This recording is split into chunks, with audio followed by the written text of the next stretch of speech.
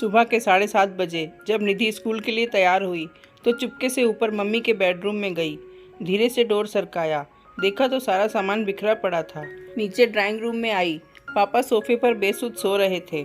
अपने रूम में आकर उसने अपनी गुल्लक में से 50 रुपये निकाल कर पॉकेट में रख लिए।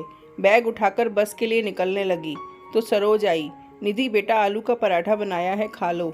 निधि ने मायूस नज़रों से सरोज आंटी को देखा। नहीं आंटी, भूख नहीं है। सरोज ने ज़बरदस्ती टिफ़िन उसके बैग में डाला। निधि स्कूल के लिए निकल गई। सरोज सोचने लगी, बेचारी छोटी बच्ची, साहब और मेम साहब के रोज़ के लड़ाई झगड़े से इस 13 साल की उम्र में कितनी बड़ी हो गई है। सरोज पिछले 10 सालों से नेहा व नरेश के यहाँ काम कर रही है। दोनों मल्टीनेशनल कंपनी में ऊंचे पदों पर कार्यरत हैं। निधि उनकी इकलौती बेटी है, किसी भी चीज़ की कोई कमी नहीं है, पर हर समय दोनों एक दूसरे से लड़ते रहते हैं। नरेश पिछले कुछ समय से नेहा से तलाक चाह रहा है और चाहता है कि निधि की जिम्मेदारी नेहा उठाए, और नेहा निधि की जिम्मेदारी नरेश को देने के साथ जायदाद में हिस्सा चाहती है। इस कारण दोनों लड़ते रहते हैं। बच्चे की जिम्मेदारी कोई नहीं लेना चाहता, इसलिए दोनों एक दूसरे के लिए अपशब्दों का इस्तेमाल करते हैं। बेचारी निधि स्कूल से घर आकर अपने कमरे में दुबक जाती है, केवल सरोज आंटी से ही बात करती है। रोज की तरह नेहा और नरेश ने नाश्ता अपने अपने कमरे में किया और ऑफिस के लिए निकल गए। करीब 12 बजे स्कूल से कॉल आया कि जल्दी हॉस्पिटल पहुंचो, निधि को चोट आई है। हॉस्पिटल पहुंचकर पता चला कि निधि बहुत ऊपर से सीढ़ियों से गिर गई है। आईसीयू में रखा गया था। ऑपरेशन की तैयारी हो रही थी। सिर में बहुत गहरी चोट आई थी। ऑपरेशन शुरू हुआ पर जिंदगी मौत से हार गई। नेहा और नरेश स्तब्ध रह गए।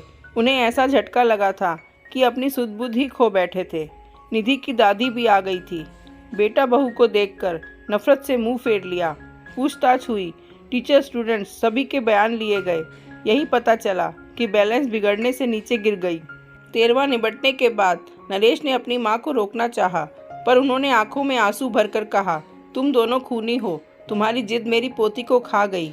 मैं उसे अपने साथ ले जाना चाहती थी, पर तुम दोनों ने उसे अपने अहम का मोहरा बनाकर उसकी जान ले ली।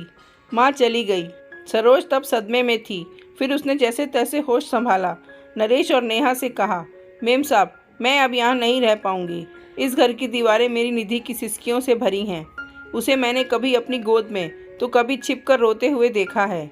कभी तो मेरा मन किया कि उसे लेकर भाग जाऊं, पर मैं डरपोक थी, ऐसा नहीं कर सकी। अगर चली जाती तो शायद वो आज जिंदा होती। नरेश और नेहा के पास अब शायद कहने को कुछ नहीं था। जैसे तैसे दिन बीत रहे थे। उनका लड़ाई झगड़ा एक अजीब सी बर्फ में तब्दील हो चुका था। उनकी सारी भावनाएं अंदर ही अंदर एक खामोशी अख्तियार कर चुकी थी। संडे का दिन था। बड़ी मुश्किल से नेहा ने निधि के रूम में जाने की हिम्मत जुटाई थी। महीनों दोनों उसके कमरे में कदम नहीं रखते थे। कैसे माँ बाप थे वो दोनों। उसका रूम, उसका बेड, तकिया, उसकी किताबें, उसकी पेंसिल पेन, स्कूल बैग, सब वैसे ही रखा था। अलमारी खोली तो उसके कपड़े नीचे गिर पड़े। उसका हल्का ब्लू नाइट सूट जिसे वो अक्सर पहना करती थी। नेहा रोते हुए अलमारी से सामान निकालने लगी। तभी उसके हाथ एक ब्लू कलर की डायरी लगी। उसने कांपते हाथों से उसे खोला। आगे के कुछ पेज फटे हुए थे। पेज दर पेज टूटे दिल की दास्तान छोटे छोटे टुकड़ों में दर्ज थी। मम्मी पापा, मैं आपको डियर नहीं लिखूंगी, क्योंकि डियर का मीनिंग प्यारा होता है। पापा, आप मम्मी को कहते हो कि तुम्हारी बेटी, और मम्मी, आप पापा को कहते हो तुम्हारी बेटी। आप दोनों ये क्यों नहीं कहते हो हमारी बेटी। अगले पेज पर था, पता है जब मैं मामा जी के घर जाती हूँ, मामा मामी मुझे बहुत प्यार करते हैं।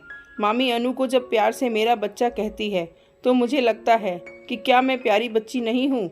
मम्मा, मैं तो आपका सारा कहना मानती हूँ, फिर भी आपने मुझे कभी प्यारी बच्ची नहीं कहा। अगले पेज पर था, मम्मी, जब मैं बुआ के घर जाती हूँ तो बुआ मुझे बहुत प्यार करती है, पर खाना नक्श की पसंद का बनाती है। मम्मा, मुझे भी राजमा बहुत पसंद है। मैंने कहा था कि आप बनाओ, पर आपने कहा मुझे तंग मत किया करो, जो खाना है सरोज आंटी को बोला करो। पता है मम्मा, मैंने राजमा खाना छोड़ दिया है, अब मन नहीं करता। अगले पेज पर था, पापा, मैं आपके साथ आइसक्रीम खाने जाना चाहती थी, पर आपने कहा आपके पास फालतू चीज़ों के लिए टाइम नहीं है।